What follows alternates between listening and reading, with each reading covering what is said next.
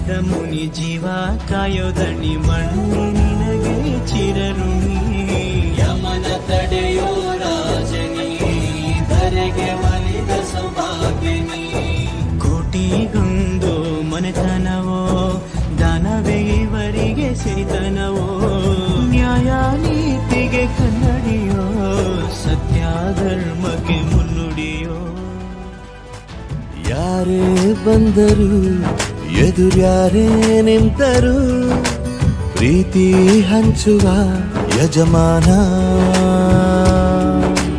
ಜೀವ ಹೋದರು ಜಗವೇನೇ ಅಂದರು ಮಾತು ತಪ್ಪದ ಯಜಮಾನ. ಆಧ್ಯಾತ್ಮಿಕ ಸಾಧನೆಗೈದ ಶಿಕ್ಷಣ ಪ್ರೇಮಿಗಳಾಗಿದ್ದ ಜೊತೆಗೆ ದಾಸೋಹದ ಮೂಲಕ ಸಾಧನೆಗೈದ ಕರ್ತೃತ್ವ ಶಕ್ತಿಯಿಂದ ವಿರಕ್ತ ಪರಂಪರೆಗೆ ಮುಕುಟಪ್ರಾಯರಾದ ಸವದಿಯ ಶ್ರೀ ಮಣಿಪ್ರ ಮಹಾಂತಪ್ಪಗಳು ಅವರ ಕೃಪಾ ಆಶೀರ್ವಾದ ಸದಾ ನಮ್ಮ ಮನೆತನದ ಮೇಲಿರಲಿ ಎನ್ನುವುದೇ ನಮ್ಮ ಅಪೇಕ್ಷೆಯಾಗಿದೆ ಅಂತ ಕಾಂಗ್ರೆಸ್ ಪಕ್ಷದ ನಾಯಕಿ ಶಿಲ್ಪಾ ತೊದಲಬಾಗಿ ಅವರು ಹೇಳಿದರು. ಅವರು ತಾಲೂಕಿನ ಸವದಿ ಗ್ರಾಮದ ಸಂಗನಬಸವ ಶಿವಯೋಗಿಗಳವರ 83ನೇ ಹಾಗೂ ಡಾಕ್ಟರ್ ಮಹಾಂತ ಶಿವಯೋಗಿಗಳವರ 7ನೇ ವರ್ಷದ ಸ್ಮರಣೋತ್ಸವದ ಅಂಗವಾಗಿ ನಡೆದ ಶರಣ ಸಂಸ್ಕೃತಿ ಮಹೋತ್ಸವದ ಕಾರ್ಯಕ್ರಮದಲ್ಲಿ ಸನ್ಮಾನ ಸ್ವೀಕರಿಸಿ ಮಾತನಾಡಿದರು. ನಾನು ಚಿಕ್ಕವಳಿದ್ದಾಗಿನಿಂದ ಈ ಮಠದ ಆವರಣದಲ್ಲಿಯೇ ಬೆಳೆದ ನನಗೆ ಇವತ್ತು ಈ ಆವರಣದಲ್ಲಿಯೇ ಸನ್ಮಾನ ಸ್ವೀಕಾರ ಮಾಡ್ತಾ ಇರುವುದು ನನ್ನ ಭಾಗ್ಯ. ನನಗೆ ಅತಿ ಸಂತೋಷವನ್ನು ಉಂಟು ಮಾಡಿದೆ. ಅಂದು ಅಪ್ಪಗಳು ಹೇಳಿದ ಮಾತುಗಳು ಇಂದಿಗೂ ನನಗೆ ನೆನಪಿದೆ. ನಮ್ಮ ಹಿರಿಯರು ಸಹ ಸದಾ ಮಠದ ಸೇವೆ ಸಲ್ಲಿಸಿದವು, ಅದರಲ್ಲಿಯೇ ತೃಪ್ತಿ ಕಂಡವು. ಮಹಾಂತ ಅಪ್ಪಗಳು ಬಸವ ಪರಂಪರೆಯ ಮೌಢ್ಯತೆಯ ನಿವಾರಣೆಯ ಪ್ರವರ್ತಕರಾಗಿರುವುದು.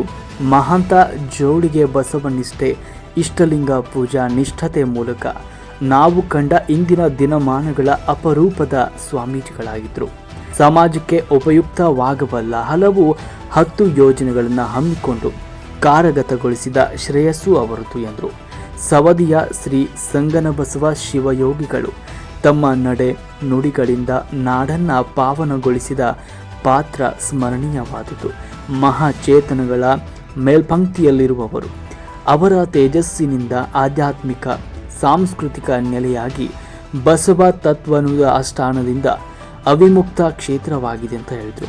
ಈ ಕಾರ್ಯಕ್ರಮದ ಅಧ್ಯಕ್ಷತೆ ವಹಿಸಿದ ಇಳ್ಕಲ್ ಮಠದ ಗುರುಮಹಾಂತ ಸ್ವಾಮೀಜಿಗಳು ಮಾತನಾಡಿ, ಪ್ರತಿಯೊಬ್ಬರೂ ಸಾಧಕರಿಗೂ ದಾರಿದೀಪವಾಗಿದ್ದಾರೆ.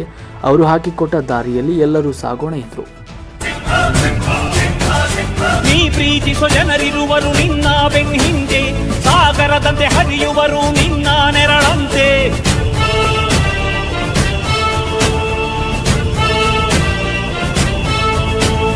ನಿನ್ನ ನಗು ಸಂತೋಷವ ಬಯಸೋರವರಂತೆ, ಒಂದು ಕ್ಷಣ ನೊಂದರೆ ನೀ ಸಹಿಸೋದಿರುವ. ಎಲ್ಲ ಇದ್ದು ಏನು ಇಲ್ಲದ ಹಾಗೆ ಬದುಕಿರುವ, ಆಕಾಶ ನೋಡದ ಕೈಯ ನೆನೆದು ಪ್ರೀತಿ ಹಂಚಿರುವ.